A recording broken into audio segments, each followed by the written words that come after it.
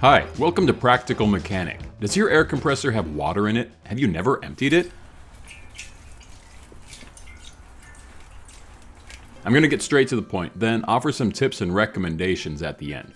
Start with about 60 to 90 psi in the tank. Do this outside or put a drain pan underneath the tank. Tip it so that the drain is the lowest point. Unscrew the drain valve and let the water drain or spray out.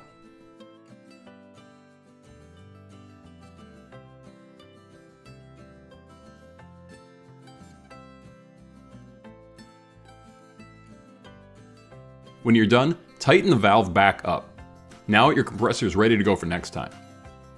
Alright, so now let's talk about some tips and recommendations. Water buildup in the tank is normal. It results from water condensing out of the humid air inside of your air compressor tank.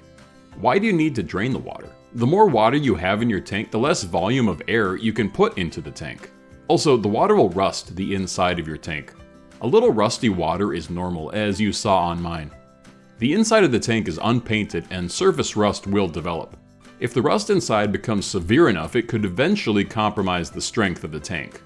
You can safely dump the rusty water outside or down the drain. How often should you do this?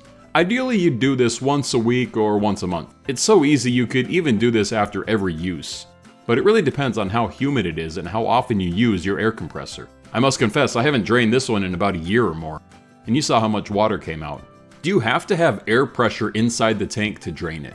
No, you can let gravity do its work, but having some pressure helps force the water out more quickly. A small air compressor like this is perfect for filling up tires and blowing out parts, so be sure to take care of it with regular maintenance. Sometimes you may wonder if there's a way to help prevent rust from forming inside the tank.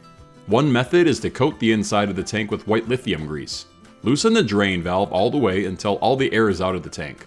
Then, spray some white lithium grease inside.